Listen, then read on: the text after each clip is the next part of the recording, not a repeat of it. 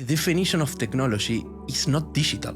Technology is something that enables you as human to do something that maybe you are not able to do. Even the wheel. Did the wheel made us less humans? No. If we shift the thinking of humans serving machines and we do the opposite, okay, the machine is serving us to be better, and use that as a big mantra, every use of technology needs to achieve that, or if not, just remove it. He's an award-winning creative technologist, strategist, and the CEO of Genosha. His work bridges the gap between emerging technology and deep human emotion, creating immersive experiences that have won international acclaim, including a Cannes Lions Gold. We have the brilliant Martin Rabaglia on the show. We are the generation that is really alone. We are not connecting with other people. Even that we have platforms that they should connect with other people, but we don't connect actually. Most of the decisions are coming from emotion. Why is it important to connect with that emotion? If we are not able to talk to each other and to find out other point of view, we need to... Martin, you've created these immersive experiences for brands like Disney, Pixar, Nike, Intel. What's been the most valuable lesson that you've learned when it comes to pushing boundaries on what technology and creativity can do together?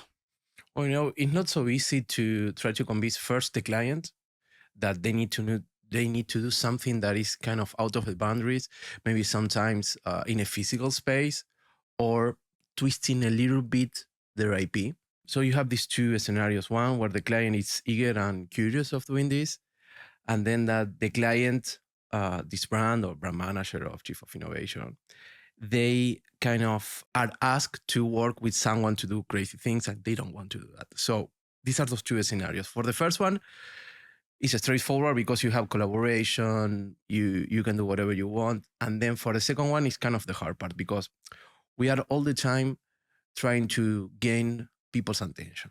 It's something that is not easy, right? In the last 15 years, you have been triggered all the time with social media, with TV shows. And the mindset is that you can't take more than 50 seconds from everyone, right? But what we found out doing this immersive stuff, these installations across shopping malls, music festivals, among other things, is that people really want to enjoy moments and they don't care about time. They are not in a rush. They want to experience new things and we need to give that to them. It's not always doing this always on that keep you in the loop, trigger, scrolling.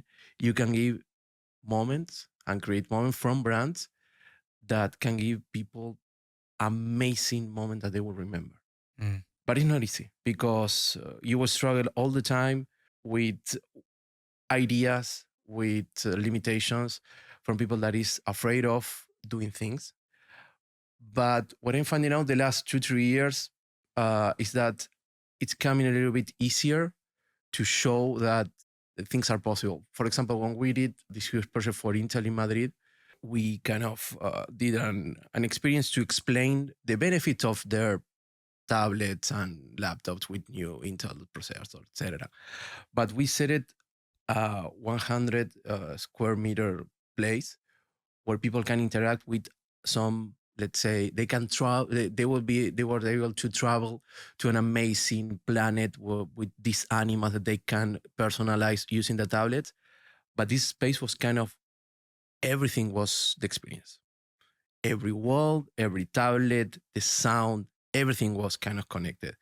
And people, they were expecting to enjoy this for 5 minutes.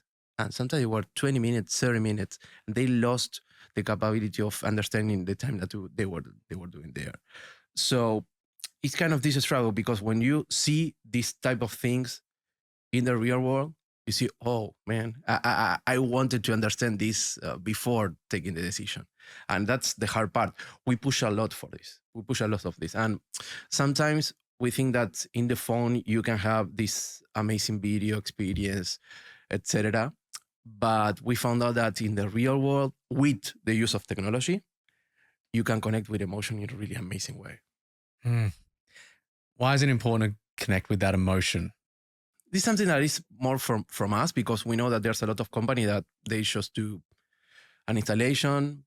You won't remember it in 10 years. And we focus on emotions because A, we think that brands are really far away from emotions, and we need to try to connect that, because in a sea of decisions, you will remember not only the feature of a product, but the emotion that maybe not directly they made you feel, maybe in an experience or in something that you saw in one moment. And sometimes technology is actually, after more than 20 years, 30 years actually, from the 90s, from here, that you see that brands try to connect through features to always on. They see technology as something that is not able to connect with emotions, and we found out that it's completely the opposite. Kind of completely the opposite, because people, most of the decisions are coming from emotions, but also it's kind of a noble gesture to try to connect with emotions from advertising. I think that there's some novelty there, or trying to help people kind of connect with their own emotions. One thing that we did that was kind of huge is we were approached by a fintech company that they wanted to do an interactive experience with Diego Maradona. Diego Maradona was a famous soccer player worldwide. He still is a hero in Argentina. And they wanted to create an experience where they kind of honor his legacy by creating an interactive experience to talk with him, right? So in the first time when we were approached to do this, we think, look, A, this is expensive, but B, this is crazy, really crazy. There are ways to do this, but A, we need to approach the family in order to make sure that we honor his memory. And B, we need to make sure that this is not something that is cringy, right? Because with technology, AI, but emotions, sometimes things look synthetic, right? And not look so cool, so emotional. So when we started doing this experience, we fought a lot with the clients, trying to explain to them that this needs to be emotional. It's not just a box of memories of this person. It needs to becomes kind of a really emotional experience. And the first time that we did this for the audience, it was before the World Cup in 2022. I remember that we did some kind of rehearsals, and people came in group of 10 to see this. They started to see the avatar of Maradona, and they started crying right away. Wow. Right away. We did something that was magical, but the script of this and the craft, we had a team of script writers and researchers that kind of find out this, because we were dealing with someone that is not there anymore, and people will ask many things, because the main interface for this avatar was for you to do whatever question you want. You speak, and he answers. And there were questions that maybe Diego, he never thought before in his life. So we needed to come out, okay, what is the script? Does he know that he's dead? Does he know that other people is dead? How he will react with things that he didn't saw? Okay, so the teams of script writers that we had that time was really amazing, and was able to develop this kind of journey where you go to a specific place where you can see Diego. He comes, he's in the sky, he's in heaven, right? He starts talking to you. He's funny, he's emotional, and when you finish that, he kind of gives you waving goodbye. And in that time, he was kind of wishing that Argentina would be champion of the World Cup. That came out really well. But if I see this as an engineer, it was just dynamic videos engaged with a really amazing rendering engine, a really primitive AI engine that understands what you were saying and translate that into the database of knowledge that we have. Those pieces kind of disconnected, they're just called technology. But connecting through this emotion, the IP, I mean, is one of the greatest IPs in Argentina and in the world of football. So yeah, but that crafted with the scripting and with the research team that we have kind of made something Wow. huge. I think there's such a level of responsibility Oh, that comes. yes. Because if we're now dealing with, and we always have been in different ways, but this is to me is a whole nother level of dealing with people's emotions, right? And the experience that you just shared there, some of the others that I'm sure we'll have a conversation about here as well. The person is feeling, from what I understand, feels included in the experience. Whereas, like you said, if it was cold technology, so I'm looking at the experience, I'm noticing the experience, I get to witness the experience. Oh yeah, that was pretty cool. But if I feel that I'm a part of the experience, I feel included in the experience, there's an emotional response I can imagine occurring as a result of that. Yes. And one thing that after the learnings of this project, we tried to, actually we did something for Pepsi, that is the Pepsi Challenge AI, where this was kind of continuing our kind of experience on AI while you talk and AI understands something. With Diego, it was more like a search engine. You say something, search, and get the correct answer, or the most likely answer. But with the Pepsi one, we tried to do something crazy. You know that there is the Pepsi Challenge where you try out Pepsi or the other one. And the insight that we had, Pepsi had a lot of curiosity with AI, and they wanted to use the Pepsi Challenge because they were kind of real nearby the 50th anniversary.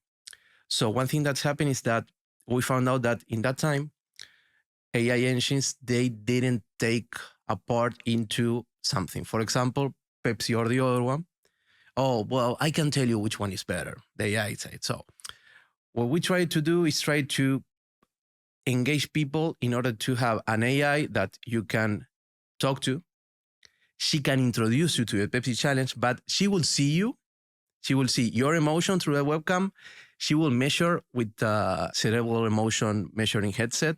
She will measure how you're feeling, just stress or happiness. That's it. Not so something crazy or so scientific, right? And she would speak to you and tell you, hey, I saw what you did with the both beverage, and I think that you like it most, for example, Pepsi, for this, and this. And in the experience, we try to do that. What we did is to make the AI try to be funny, asking you things. So, for example, we came up with the character that is Sonia. Sonia is really sarcastic, is really techie, right?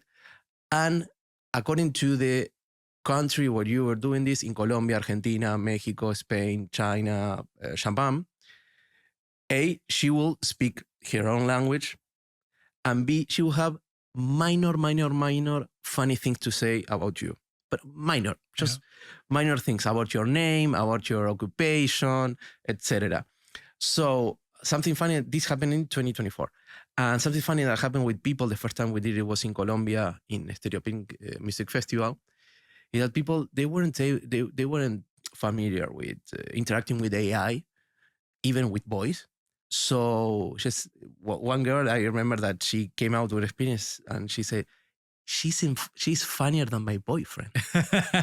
So when we saw that, and the experience was really plain, it was not so crazy, or no, just tell me your name, your occupation, then how you felt when you drink the first one, how you felt when you drink the second one. And people were engaged because we are curious by nature, right? Right now, our media consumption diary is kind of making us a little bit, let's say, fatty, or with a lack of attention, right? We don't have we are not owners of our own attention. And when you go out to a music festival, or maybe to see art, or maybe to go outside, you kind of unplug that maybe for a few minutes, and you regain your own attention. And that's what's happening in real world experiences, right? Because you feel that you have your own body without any other thing on your hand, etc., and you're free to experience. That's why on music festivals or any other places in the real world, even in shopping malls or in the streets, people are more familiar and they really want to do things. And maybe in social media, doing scrolling websites for us, maybe doing an interactive website by itself maybe coming from, I don't know, digital media, those things are not working anymore. Yeah. What's the case, do you feel, for technology and creativity, this coming together, storytelling, utilizing emotion?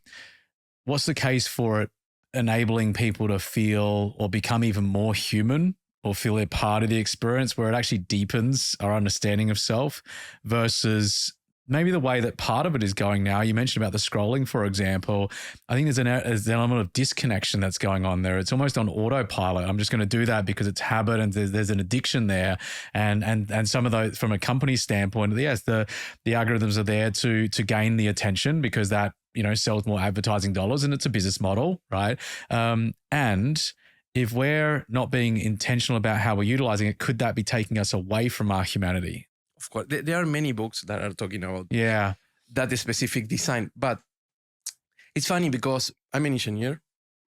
Besides that, I'm a musician, etc., photographer. I'm an engineer, and one thing that I cannot, let's say, disconnect from my brain is that I see the parts of a problem and I try to split them into minor problems. And even if it feels that it's impossible, try to find out the way. So that's my mindset. So the definition of technology is not digital, right? I mean, technology is something that enables you as human to do something that maybe you are not able to do. For example, a bicycle, the most maybe plain thing, or even the wheel, right?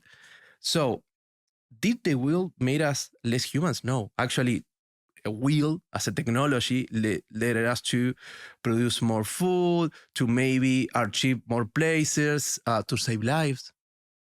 I don't know.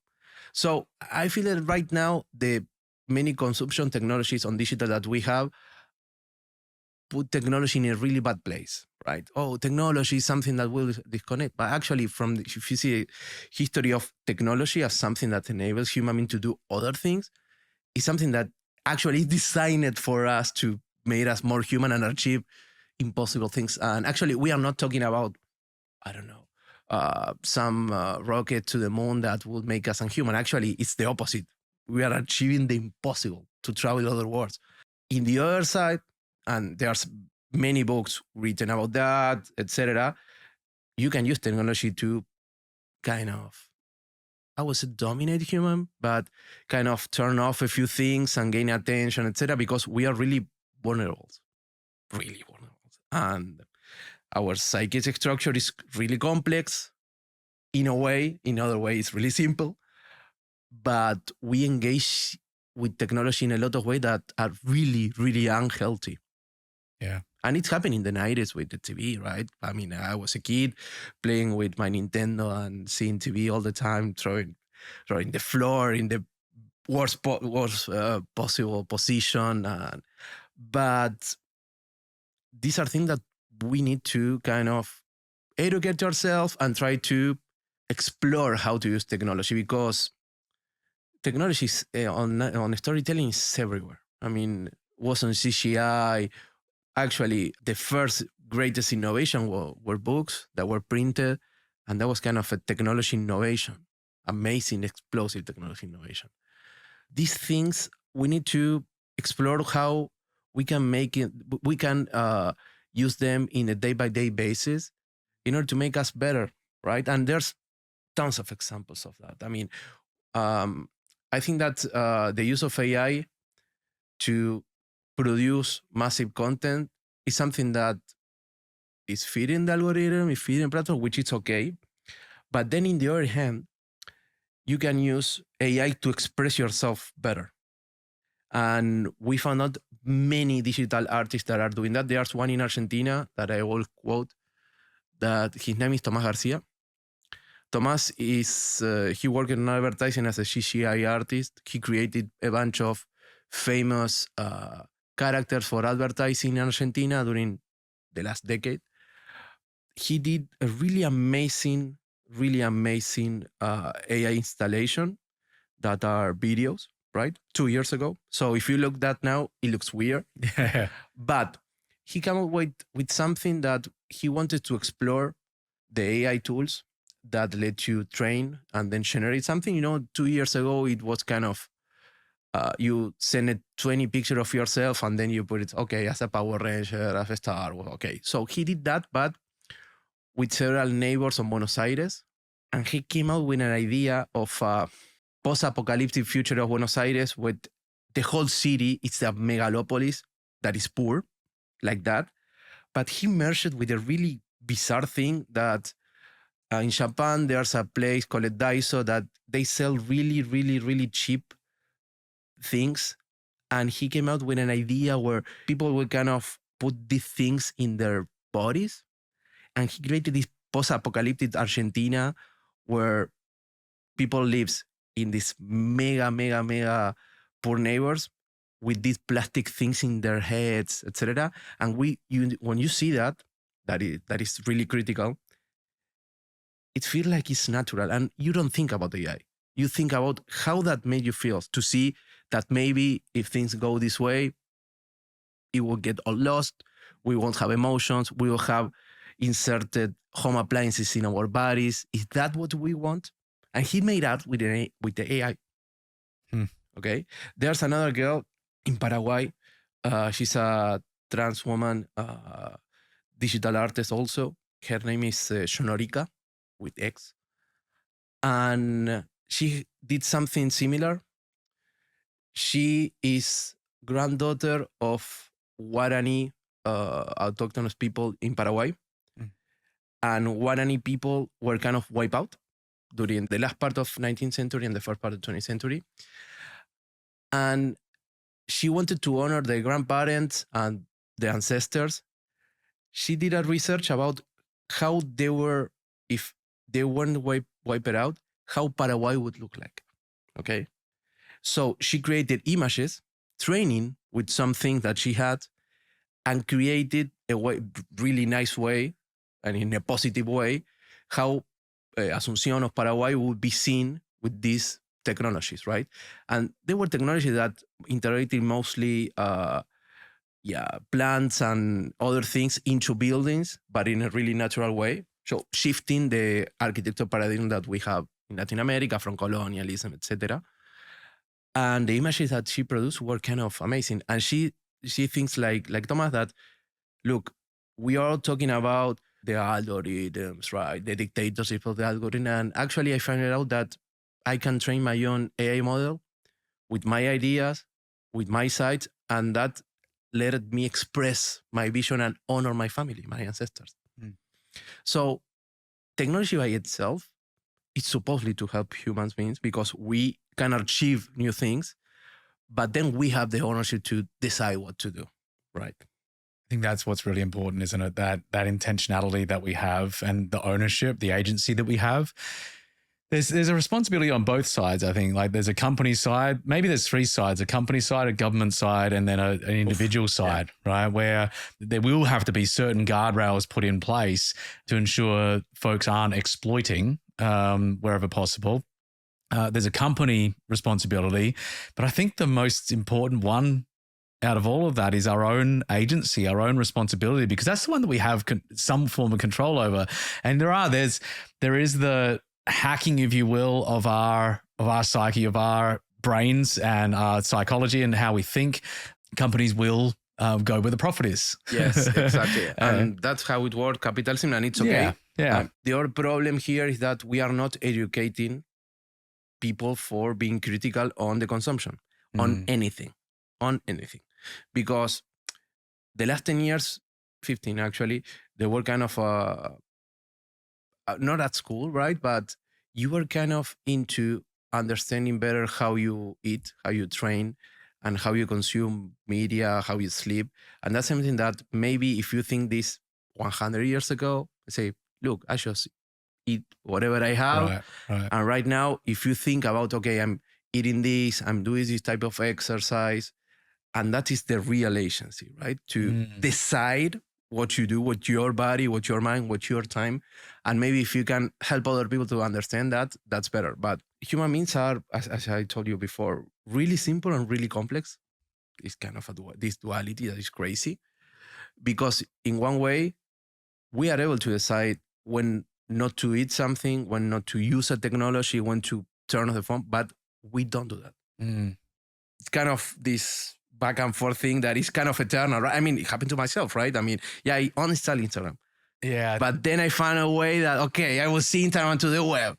And okay, but same happen with food, right? I mean, you know that you don't have to eat crazy food, then you kind of blame yourself and it's kind of this constant. But when we see other people, because the other thing is that right now, and we are fighting that a lot in many briefs that we have, we are the generation that is really, really, really alone. We are not connecting with other people. Even that we have platforms that they should connect with other people, but we feel that connect, and we don't connect actually. We are doing something right now for the World Cup in Argentina to connect people that will possibly see alone the matches in their home. And we are kind of to invite them to go to a place to meet other people while they are watching the game. And the brief didn't have anything about that. They wanted to bring more people to a place to watch a World Cup. So we can, yeah, let's do some influencer, etc. But we wanted to trigger emotions. And that's why we have a responsibility to try to shift that a little bit. There will be people that won't be, and they always will keep on going. But there are many opportunities. Yeah. Many opportunities to connect everyone. Think of it as like it's simple but not easy. Oh, right. Because course. and that's that, like we're simple but complex, right? Yeah. Is that, yeah, it's simple to do, and yet it can be fairly difficult to actually go about doing that. I wonder how much curiosity comes into this, not only with the creation of tech, that's a given, and I would love to maybe have a chat about that, but within this specific one here, in order to take ownership, in order to take responsibility, in order to have that level of agency and to make a decision as to how I'm going to utilize something, I think there inherently has to be a level of curiosity that we bring to it. Like, it's such an empowering, needed skill set that I don't think nearly enough people have, or they have it, but it's maybe been beaten out of them a little. Because if I'm curious about, well, how does this make me feel? Am I feeling the emotions that I want to feel in this? Oh, this is taking me a little away from that. Oh, how might I experience that instead? You know, and it's almost like when I talk about curiosity on stage, I share about this like blend of both curious language and curious tonality. Like curious language on its own can still be self-defeating, right? Because it's, what are we going to do versus what are we going to do? Right? Yeah. It's exactly the same words. It's completely different tonality. And if we could be a little more curious about each other, right, to understand one another, to understand ourselves a little better, and then to understand how is the technology impacting me? Is it making me feel more connected to myself? Is it making me feel more connected to my peers, to other folks, or not? And if it is, then maybe I'll lean a little more into that. That results in me feeling even more human as a result of that. And if I don't, then I'm going to actually choose to remove myself. And, you know, there's addictive qualities and all that kind of stuff. But I wonder, what are your thoughts on that? For myself specifically, curiosity is my main value. I mean, yep. I find that if I lose curiosity, I won't have purpose with anything, because beside my job, I mean, I am a musician. I play music. And the type of music that I'm playing, that is really, kind of hard rock, metal, whatever. Yeah. But I merge that with, for example, right now I am obsessed with Latin American folklore rhythms in order to merge that with distortion guitars and whatever. And that drove my curiosity into watching several type of rhythm from Brazil, from several regions, and for Colombia, to understand how that works. Okay, so I hear a song, maybe traveling or on Spotify or whatever. I hear a song and say, oh, look, I need to learn about this, because it's kind of interesting how it makes me feel and etc. And then as a photographer, the same happened to me. I kind of, I have a huge Canon camera. With a lens, whatever. And I bring that to any place that I travel, and I take sometimes one day or a few hours for any business trip and try to capture, I don't know what, try to capture something. And that's funny because I have been analyzing why this happened to me. Why are you so curious? And actually, I don't know. I just went to a regular kindergarten, regular school. It's not that they were triggering me with no, but there is something there. And I always talk about that. Is that this kind of 20th century mandatory thing on your head that you need to be doing things that are 100% below, right? Oh no, you can't do things that you are not thinking about the job, you're not thinking about your career. No, actually it's the opposite because you need to invest in what I call the constant time. That timeline that you don't know why you are going to do this. You don't know if it's going to make some useful for you, but then it kind of shifts back in the specific moment when you need an idea or need something. You kind of, okay, I saw this or I remember this. And it's not something that I do and I get a reward, right? That is how social media right now is working, right? Okay, I see a small video, push a like, see a like that is given to me. And those are things that maybe they are completely useful.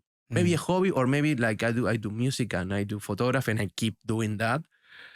And I go to festival, I go to see art, I go to see rock bands. And does it work for me for something? I don't know. But it kind of helped me to be curious, to see new things, to find out new things. Okay. But you need to feed that. Because if you don't feed that, it kind of gets you connected to other things, right? And you need to start seeing things. And it's a discipline, right? I mean, maybe at the first time, maybe the first couple of months, if you go to see things, etc., you won't feel that you are being rewarded, but it will keep coming. And it's something I need to develop. So many of us look for an ROI and we're trained in that way in a lot of cases to look for that ROI over and over again. And so if we're training ourselves to look for an ROI some stage in the future, that's a good thing in a lot of cases. And it sounds like with some of these experiences that you have, the reward is in the action itself. The reward is in the experience that you're having. There's no destination necessarily that you're aiming for. Some cases there are. And, you know, again, within a business project, yeah, there's going to be outcomes that are there. But if we can be training ourselves in these moments as well, just to be in a space of curiosity, because curiosity, I found at least, I don't know if you've found this as well, but it seems to be the case that curiosity tends to feed on itself, but only if you give it enough space to breathe. Yeah. Right? Because if you need to know where something is going to go, you're currently living in direct contradiction to where curiosity actually lives. I have something on that. In my house, I'm the one who cooks. I'm the owner of that tradition and that need and that feeling. And I found out that this is something weird, but I never feel tired on the kitchen. I mean, it doesn't matter what time it is. I just made everything. And it's not that, oh, I have something. No. From zero to scratch, from zero to hero. And for me, cooking gives me this freedom of doing something for my family, right? And try to do whatever I want. It's kind of a freedom. Okay, I can cook whatever I want. Okay, let's make it. Let's see what I have. And later, the last years, what I tried to do is try to sophisticate a little bit more, to try to engage me to do, okay, let's do crazier things. We're, cooking from all parts of the world, try to find out new species, new things, and try to find out flavors that I never cooked before, right? And my wife, she's kind of my fan. She loves to try out things that I do. But it's a ritual, right? And I think that sometimes you think that those kind of things are not creative or are kind of induced, okay, let's do this, etc.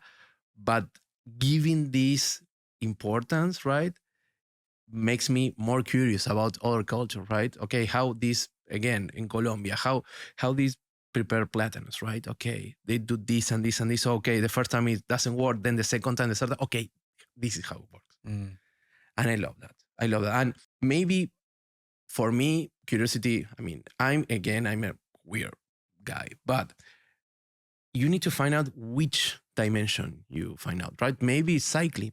And you go to your bike with your bike kilometers and that's it. You see things. Maybe it's music. Maybe it's writing. but there's something. We all have something minor, and we need to invest on that and to keep trying. Keep trying, because the huge thing that I've been doing the last few years is just a big effort to achieve things that maybe in the beginning is something that, okay, this is impossible. And then, okay, let's see how this will go, right? And having patience and dedication. Yeah, some of the best ideas come when I'll ask this question from stage. Where do your best ideas come? It's like barely ever is it sitting down at a computer, right? It's out in nature. It's going for a walk. So you're sitting on the toilet, you're having a shower or cooking, or like all of these different pieces. And then all of a sudden ideas flow. One thing that I picked up when you just shared, I think it was the plantains from Colombia of, okay, first time it didn't work, second time it didn't work, then, you figure it out. That's the thing about curiosity, is that you have to be okay with making mistakes. There has to be an okayness with, I messed that up. And it's not that there's anything wrong with that. There's a beautiful learning opportunity that comes, and slowly but surely you sort through the stuff that's not working and you move into the stuff that is working, right? Yeah. And there's something there. I mean, I had blocks. I mean, on some part of my life, I felt like I was lost. I remember I was working on my previous creating Genosha. I was working on a digital agency, and I felt really lost because I was doing things that I like it, but they didn't make me feel fulfilled, right? Something weird happened is that I wasn't going anywhere else but work, maybe doing music, but not enjoying that so much. And I started going to meetups, for example, to meet people. And I found out something that maybe sounds silly, but for me was kind of mind blowing, is that I was a developer with creativity, but still a developer.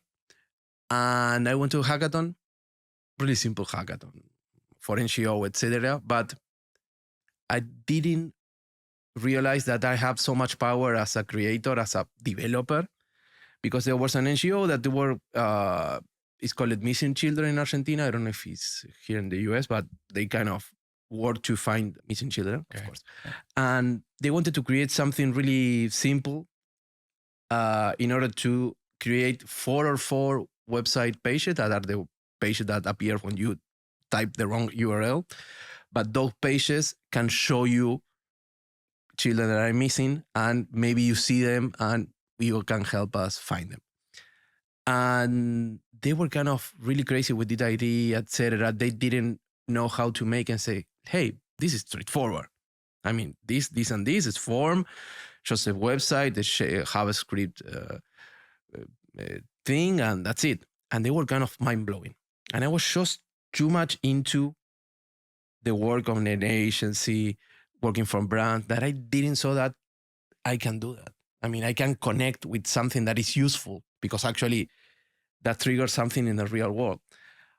If I stayed in the agency without going to meetups and to meet more people, maybe I never found it for Genosha. Maybe I will never be speaking right now with you, or maybe in Salva that I'm here right now. So we need to be open to the unknown, because it's not that people that you see that is creative, it's all the time creative. We have our blogs and it's natural, but we need to be open, because without openness, we can't do anything.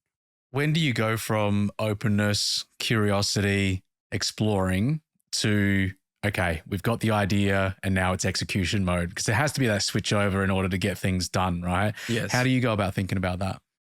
I'm a weird guy. I'm an engineer. So for me, I'm from the beginning to the end. You know that that's something that happened traditionally on creative side, that you sell an idea and then you kind of disappear. No, I'm kind of crafty man that right now I'm not so much, but I would love to see the idea from the beginning to the end, because in creativity and innovation, sometimes you sell the idea and you run out, and maybe the idea, it doesn't come out. The idea need to, when you implement something, it faces the real world and they change. But I'm hands-on in a lot of projects.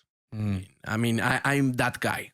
Do you switch over though from your more creative self to, okay, now if you're going for the full spectrum, right?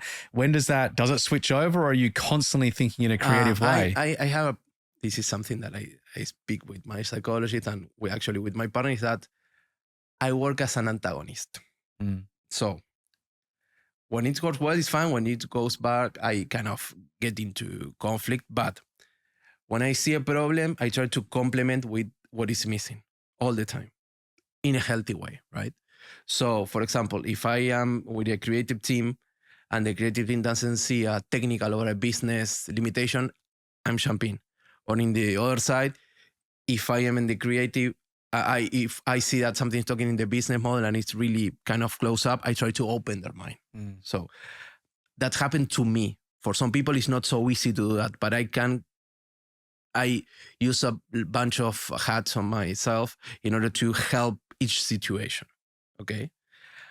That is because I'm an engineer. So as an engineer, I need to make sure that I understand each part of the process, whatever process I am, music, photography, whatever, or in this case, creativity. And I need to make sure that I can help every part or not. If I need to, okay, I step out there, someone that is better than me, just leave it there. But that's not so easy because you need to be trained in order to not, burn out or maybe get into a stress out and get into a crisis because, this is kind of huge or this is impossible. Since I'm an engineer, it's kind of, for me, it's like, okay, let's see. I don't know. I'm prepared for that. I have techniques. I need to split things in smaller parts. If something is impossible, okay, but what we wanted to solve or to feel. And then from there, start to see, okay, how can I mimic this? Because sometimes ideas are amazing, maybe impossible to implement, but you can extract the goal or the sentiment that they want to explore and try to do the same. Okay, that's why we never say no. We try to find out the way. And that's curiosity, right? I mean, okay, let's see. It's not so close. Maybe it's not so, maybe it looks impossible, but we can find the way. Which is not, again, I know that it's not so easy because in my mind, there's this contradiction all the time on the creativity side and the engineer side that sometimes on myself, I chose always the crazier side of my ideas, right? That's how it works. And then I have someone in the other side that can be antagonist with me, right? That can complement myself. If I'm too crazy, someone more logical. If I'm so more like logical, in that way, exactly. I try because, I actually one thing that is a contradiction. But for example, right now I have a really amazing team in the agency. But for example, in music, I'm doing music by myself, and I hate that because I need to work. Right? It's not that. I can compose, I sing, I play, etc. That works amazing, but I need to have a band. I really want that feeling, that contradictions. Then I will hate it, right? But as it happened, this tension makes things work better. I think that if I found, I'm just remembering that when we found Genosha, we were 5, that we were all co-founders. I wasn't able to create an agency by myself, right? I was just a freelancer. Right. But having someone from design, someone from business, someone that can handle the most softy side of communication, okay, that makes a team. Everyone has his own agency, right? And I feel that right now we are kind of taught that we can work alone as freelancers all the time. And sometimes we need to work with other people and make teams and having this exchange because that is where the magic happens, right? When you have a bunch of people from different formation, different ideas coming together with something, that is when the magic happens. That's why the biggest endeavors that we are still having as human beings are not one-man endeavor, right? Or one-woman endeavor, right? I mean, we're trying to go to space. We're still creating amazing buildings. We are creating amazing movies, TV shows, right? And those things are because many people work together. It sounds like collaboration is a big value of yours and an important piece of that. And that's how a lot of problems get solved. Oh, yeah, of course. What are some of the things then that you're concerned about? And what are some of the things that you're optimistic about when it comes to the advancement from a technological standpoint? A few weeks ago, I saw Idiocracy again. You know the movie Idiocracy? Okay, it's a I don't. movie that is kind of a long, 1.5 hour SNL, Okay. SNL sketch where a guy gets freeze for some experiment, and he kind of wake up in 3,000 years in Okay. the future. Yep. Okay, so in this society, everyone is an idiot, and it's really weird. So there's another movie that was from Paul Thomas Anderson that is on Netflix right now. That is Don't Look Up. Okay. That is weird. So a comet is coming, an asteroid is coming to Earth, right? And no one is believing scientists. So those are the things that kind of right now made me the most afraid. I mean, that we don't hear each other, we don't talk, we are just in autoplay mode, going, and when bad things happen, we are not going to be able to see them. That's kind of the things that worry me the most right now, and that's what I'm fighting. Are there certain things that you feel that we are on autopilot right now that has us going on a trajectory towards that not being good? If we are not able to talk to each other and to find out other point of view, others, not one, because being antagonist of one point of view, black or white, now there are many point of view, and to collaborate in an endeavor for humanity to be better, to follow, to be fed, to travel, to have knowledge, to be healthy with each other. Social media right now is kind of isolating us a lot, and we need to use technology and media to connect us better with ourselves, because that's the first issue, that we are not connected with ourselves. We Yeah. feel that we don't know anything about our psyche, our bodies. I mean, we need to go to a doctor to tell us, or to a machine to tell us, hey, look, you are healthy or not, because we are not able to know. And having those things, that technology in those sites are kind of isolating us, that worries me the most, because we might be in this isolated world in our minds that maybe you go outside and that's not real. Okay. So that's worried me the most. When it comes to cognitive biases, right, and biases that we all have different biases about what we believe to be real, to not be real, to be right, to be wrong, all those different things. And I do wonder with that if there is a continually feeling more and more isolated, but also continually being reinforced our biases. And if that occurs, then that would naturally lead to there being more and more division rather than more and more connection, less understanding rather than more understanding. And yeah, I could see why that would be a major problem potentially that's in the works. If we don't make some changes that enable us to be okay with having a candid conversation with someone we don't agree with. Yeah. And that's really concerning to me, that we're not continuing to learn how to have tough conversations and to have real conversations. And this is where I think technology can be amazing, because it can bring us closer together, but it could also send us further apart. So it's a real interesting one. Anything else that's concerning you? And then what about that you're optimistic about? That's kind of the worst part. Yeah. Because anything else, actually, we are trying to have ownership and trying to shift whatever work we have to try to connect people a little bit more, or try to raise their curiosity about something. Because we are trying to do that all the time, and try to not use AI to replace people, or maybe that it's happening and it's, I don't see that in the US a lot, but in Spain, in Latin countries, in Latin America, I see that we are using AI instead of filming, for example, right? Invest in production, which it's okay, because maybe in one hand brands can save money, in other hand maybe small business can have their own videos, and it's okay, that's fine. Yeah. But for example, we have a responsibility to use these technologies to create fantasy and whatever. But for example, one thing that we are doing inside our team is to try to fight with whatever AI engine is telling you. Okay, so if they share a point of view, we try to be the antagonist of that. Okay, try to fight that. You almost bring your version of self, how you bring to this exactly. into how you do it. Yeah. my curiosity leads me to test all the tools. And I had a really nice time with Gemini, not through Gemini, but through AI Studio on Google. And it's something weird that I just said it a few pre-prompts, whatever. But Gemini helped me to think a little bit more.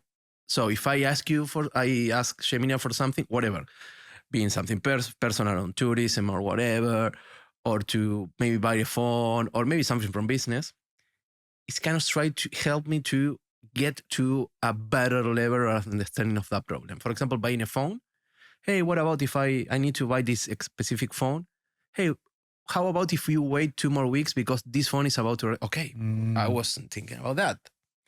Or maybe in business, I have already been saying that I'm a really curious guy, outgoing, but for business, you need to tell the right words in the right time. I'm not so good at that.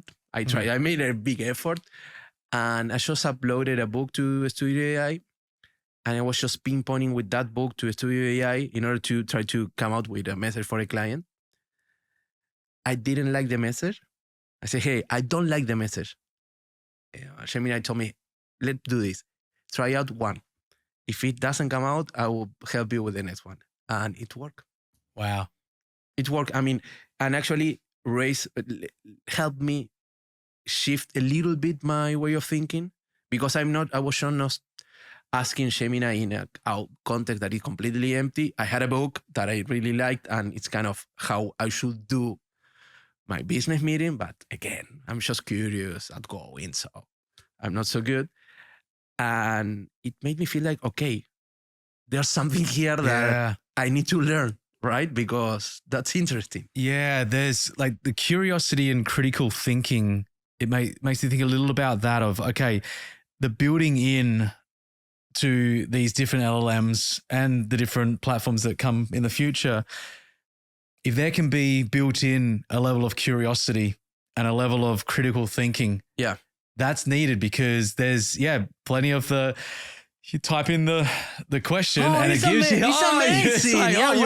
You're so good. And it's that what you're sharing there is there's just a little bit of, well, what about this? Well, what about that?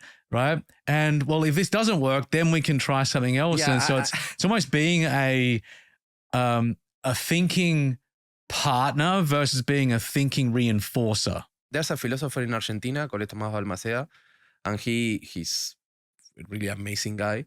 And a few weeks ago, he shared something that someone did, that this guy asked ChatGPT for a business idea of a cat sitting, right? Oh yeah, we'll build a cat sitting. And ChatGPT told, oh, that's a great idea. Why? Right? I mean, but then if you kind of set up, for example, on ChatGPT, the philosopher or the current like Stoic or whatever, it shifts the answer, right? So the default mode, it will encourage you, will tell you everything's okay.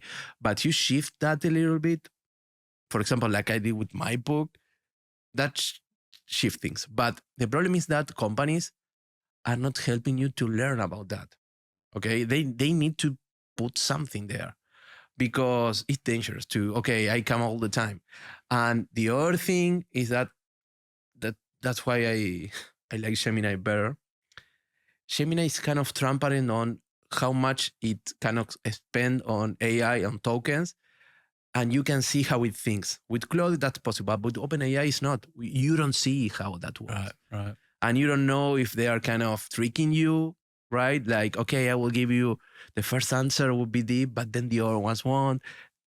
That is tricky, right? And that works those are really dark patterns, right? Of using of AI, because you don't know what is in the back, if they are going to give you the best or the worst. That's where transparency is really important, then, isn't it? Because if there's no transparency, then like, is there a hidden agenda? Is there, it's going to be recommending this because of a partnership that they have with a certain product, for example, or a certain company. When it comes to recommending, okay, this is what you should purchase. Is it in my best interests, or is it in the company's best interests? Yeah, and that is a problem with education worldwide, that we need to feel that we can have our critical thinking developed, right? I mean, we need to be able to say, okay, no, yes, I need to shift this. we need to kind of be able to shift our thinking, or maybe adjust tools in order to work for us, right? And Mm. not, and this is something that is interesting, and that's why what we are going to talk, Salva, is that we are not working for the machine. The machine is working for us. Yeah. Okay. The wheel, we are not working for the wheel. The wheel is working for us to achieve something greater. And that's something that we need to kind of stand up for. Yeah. Okay. I agree. Because the same goes for social as well, is that it is a tool. I remember like years ago, I wrote a song that was about bullying and suicide that went viral around the world and reached many, many people in basically every single country around the world. No one would have heard that song if it wasn't for the technology. And so it enabled for that message to get out there and to impact a lot of people in the process.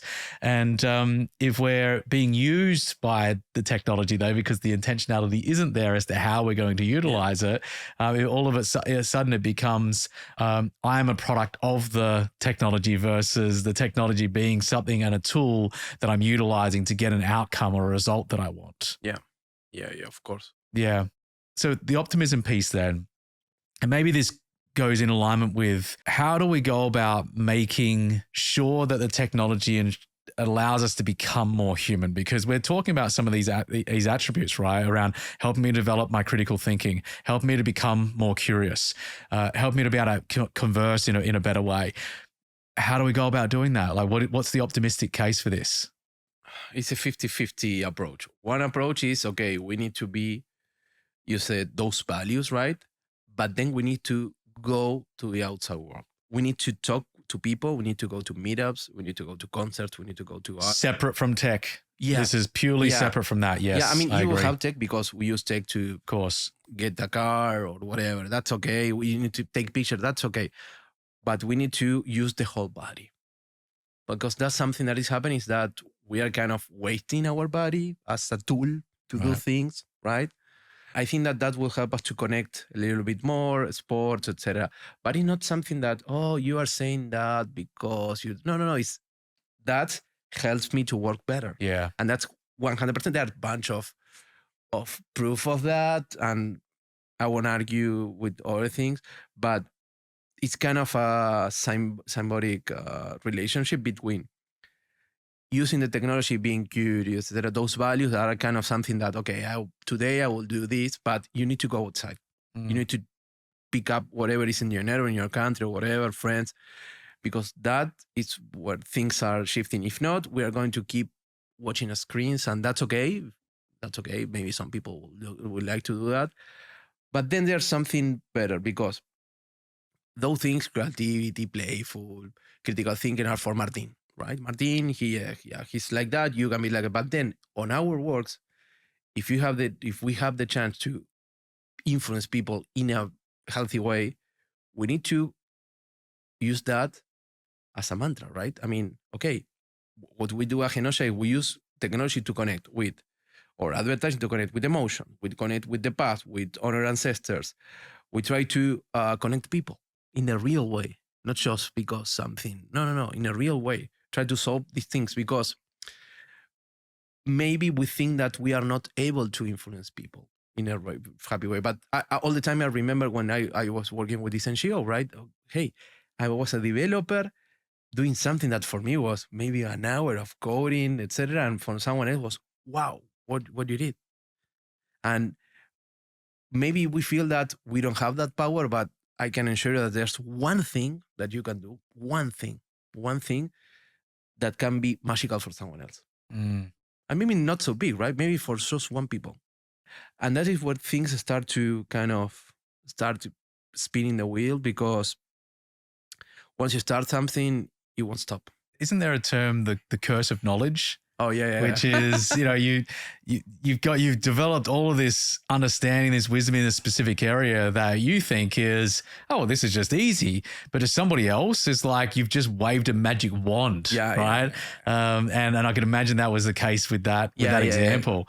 I think as well, with what you shared, this blending together from a technological standpoint and a human standpoint, that there be times where we're utilizing the technology to enhance who we are as human beings and as a civilization, and that there are also times where we are simply disconnected from that. We take the time away from that to be in our element, right? To be away from it. But like you said, utilizing some of those things that we've learned to enable us to be even more of that could really, really help. Yeah. But if we are constantly in that, like we are not machines, right? We are born to expend energy and to replenish that energy, to recover that, and the ability to be able to go and experience things. I think that's a potentially a winning formula where it now enhances who we are rather than replaces who we are. If it replaces who we are, we're in for, I think, all kinds of challenges because like if I lose sight of who I am, there's a whole the Man's Search for Meaning by Viktor Frankl, amazing book. That if we don't have that sense of meaning, that sense of purpose, and a sense of identity in this way as well, of I know who I am, I understand who I am, and I'm going to utilize, whether it's technology or it's something else, it's going to enhance my version of self rather than diminish or replace. Yeah. I'm a techno optimist, right? As you said, that I feel that technology can help me to achieve my better version instead of the opposite. That Right. but I need to control whatever I'm consuming on technology. But I can do that, and actually, I feel that sometimes. For example, I told you about my business coach. Okay, but for example, on my body shape and health, I can ping pong some things and achieve maybe techniques on whatever chin up or whatever, right? That I wasn't, when I was 20, I wasn't able to do a chin up and right now I'm able, right? And I'm kind of enhancing my technique with the use on AI. Of course, I have a trainer, but I can ping pong. Hey, look, how about if you do this, knowing that, and say, okay, I will follow up and I will try. Then we'll see if it's kind of something that is wrong. Hey, what you done to me? But it's helped me a lot during the last 3 years to improve myself and in a meaningful way. And I love that. And I think that that is something that if we shift the thinking of machine serving, human serving machines, and we do the opposite, okay, the machine is serving us to be better, and use that as a big mantra, right? And every use of technology needs to achieve that, or if not, just remove it. Because that is kind of essential for these days. And that will trigger other things, because you will see that there are platform tools that are not helping you at all. Maybe they are gaining your attention in a not meaningful way, just likes, etc. And you will start kind of detecting these dark patterns and start living up stuff like food, right? When you stop eating some food, you will see that your body say, hey, look, I don't need that specific food, or I'm not hungry, or I will love more this healthy food. But again, we are really complex, right? It's not that we can trigger something to be 100% accurate today. Your body is a chemical engine that will start adapting, and you will see with the pass of time that you can be better with technology. How do you think about leadership in whether it's the utilization of technology, your integration or communication with people and your teams? Like, how do you go about thinking about leadership now? When I working on my previous company, I was working on Buenos Aires, but I have the clients and other teams worldwide, right? And that was interesting because I was never, ever working with people all around the world at the same time doing the same thing. Because maybe I was doing some tech, there was a designer in New York, we had a call, they kind of sent us a file, etc. And that was interesting because technology there was to connect us and was interesting. And when we founded Genosha, we tried to mimic that style, and we started 100% remote. Actually, we're still 100% remote since 2016, before pandemic. We needed to create or to use tools that help us to build and seed and feed our culture, right? I mean, we are using Slack first, and now we are using Discord, but in a way that is really modern language that people is using, actually young people from the last 10 years is using to connect through gaming. We are using to connect our workspace, right? In the same way with memes, with sharing things. And for me, and actually for the bunch of people that spend the last 10 years with us, it's kind of the same that being in an office. And that is where technology kind of meet this leadership, right? Because for us, it's kind of natural.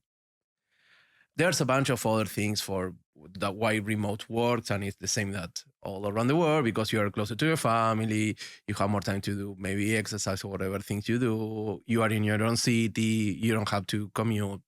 But besides that, because those are really great values, the whole set of technology that maybe through time they are changing because maybe today one technology it's okay, but maybe in 1 year they change the fee or they don't have exactly the same features.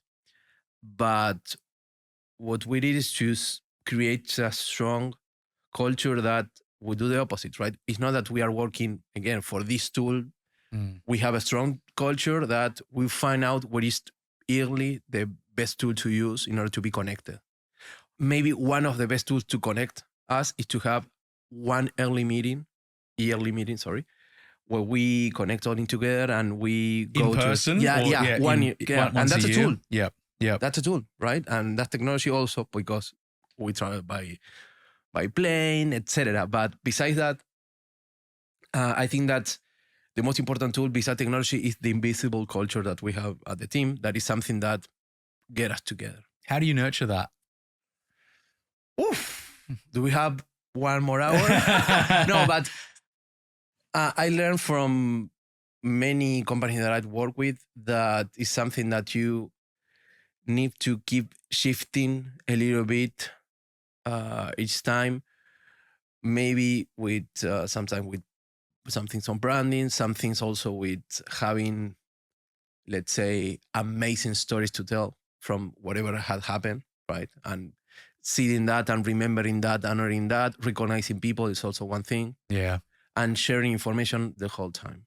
We used to have a meeting that was, we call it city hall meeting, that we gathered all in together and everyone was presenting projects that help us a lot. That was each every 3 months. Now we have a monthly meeting of status that is kind of more express, but shares many areas of the company, the projects and things that are not project that we are kind of testing, etc., or things that are about to come.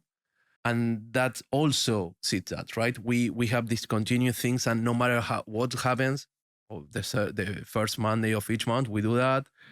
We celebrate people that lives Genosha also. I I do a poster that is kind of a collage that merge the current cultural environment in the world, memes, and then things of the projects. So we celebrate that a lot. And those are things that let you be connected, right? We have a really nice art director. Her name is Lumi, and she has these things for cats. So we have in the last 3 years a lot of digital amazing cats that are kind of the face of the brand and are on all the presentations, etc. And those things are the ones that kind of fit up this thing that is invisible, right? Because Genosha is whatever. It's a brand and whatever, but we keep together doing things, right?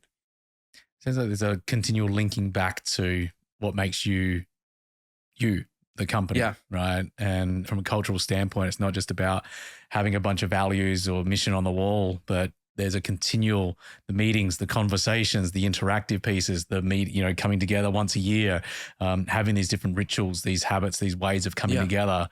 Well, you know what? I'm missing something. Yeah. Because for me, kind of really natural, and it's not so natural. So we have a 4-day week work.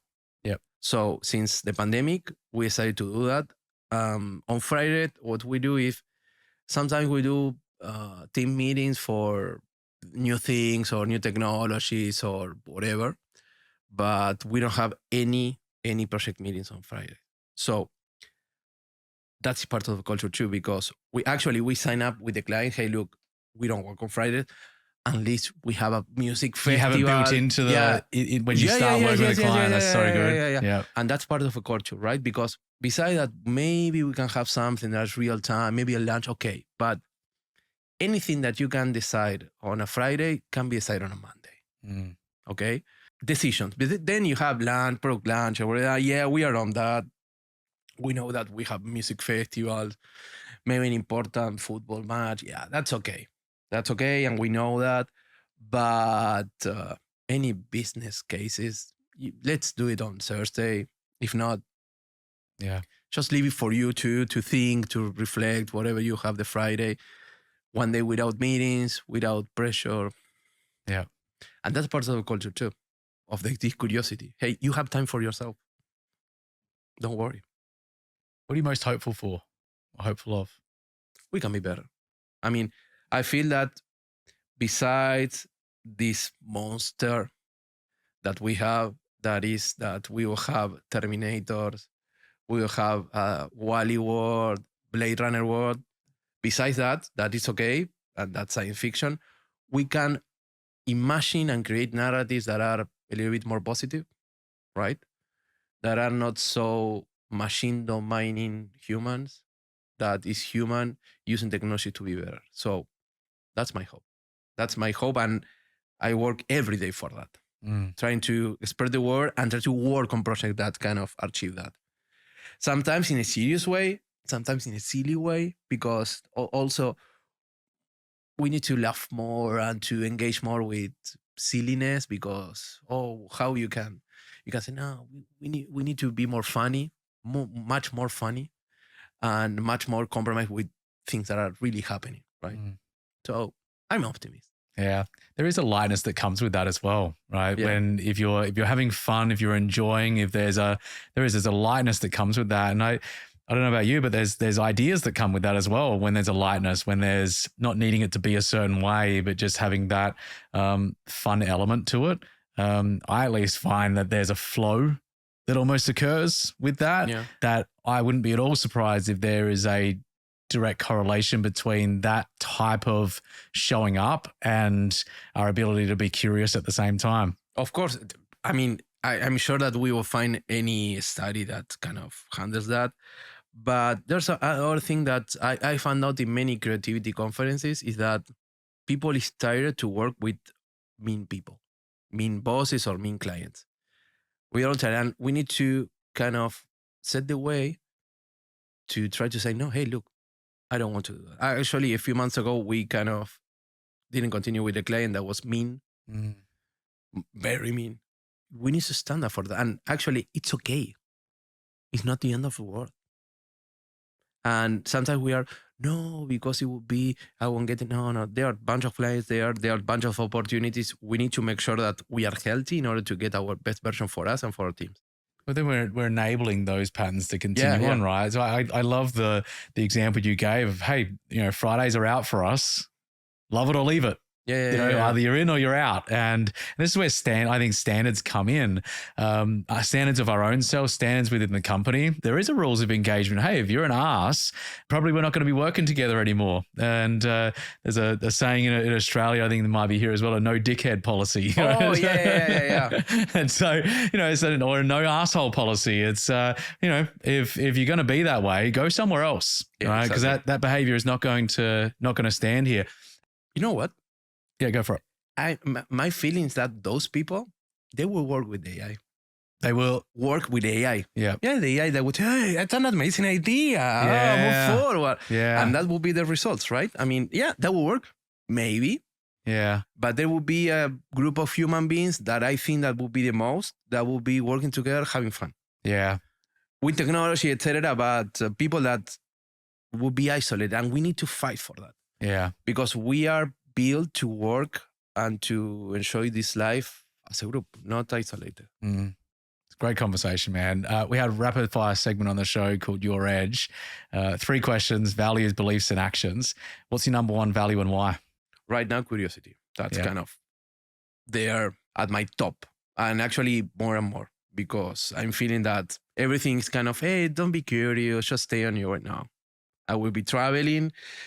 learning new ways to do food, taking picture of new places, and learning new technologies to do crazy things. Curiosity, again, it just tends to feed on itself. And the more that you get to experience it, I had this experience over the last 10 years as well of just this, curiosity has become one of my top values as well, where it is this fuel that continues to flourish as you immerse yourself in it and you realize just how powerful it is. Yeah. And it compounds over time as well. So what's a belief that's really shaped who you become, whether it's a belief about yourself, about others, about the world, about technology?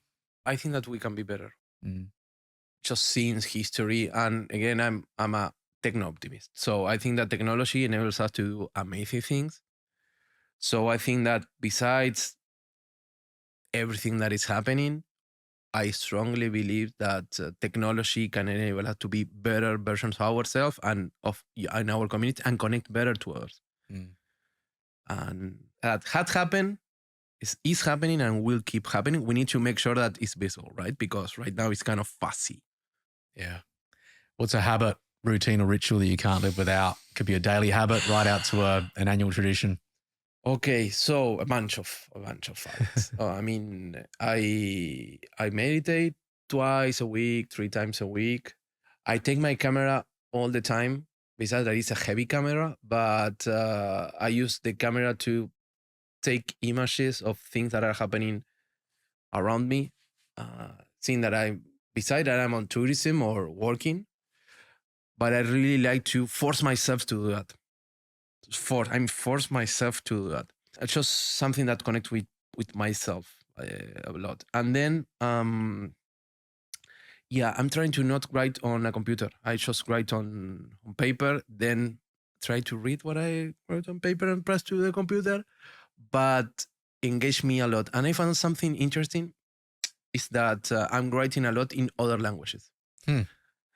I speak Spanish, of course, English and Portuguese, and I try to use English and Portuguese to express my ideas because there's a bunch of paper that explain that if you shift your knowledge to another language, you see another point of view of that idea, and it's interesting. So I'm forcing myself a lot to write in another language, even if I need to write something in Spanish, first in another language.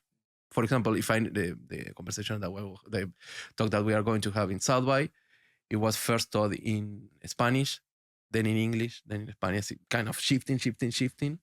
Not in a way to translate, but to kind of see how that idea merged into the language. And that's something that helps me a lot.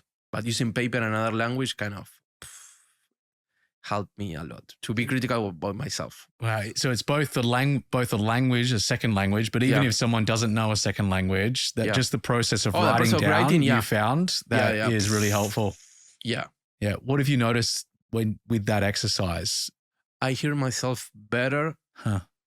And maybe I retain ideas better.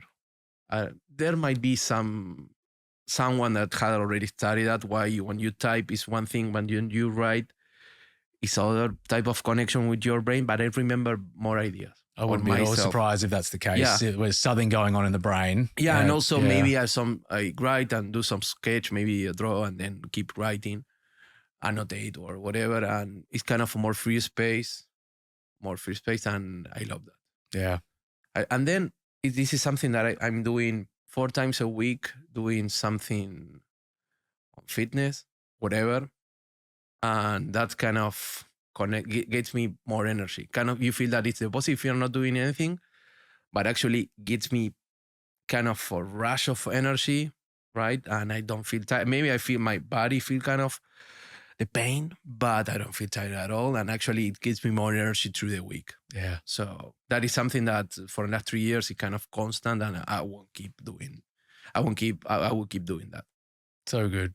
Where can people go to find out more about you? You can go to the Genosha website. You can go to any pages on Instagram or whatever. And you can see on my Instagram, that is Tincho Forever, that you can find out more about the music that I'm doing, because I don't talk about more Genosha there. I talk more about art and the great things that I'm doing. So good, man. Thanks for coming on the show. I really Thank you. appreciate it. Thank you for the invitation. Yeah. And for those tuning in, we'll have everything that was mentioned in the show notes linked at cameronatlas.com/podcast. We've got some great new guests coming up. So make sure you hit that follow button, leave a comment. And until next time, go and write the next line in your story. Thanks for tuning in. And we'll see you next time here on The Edge of Possible.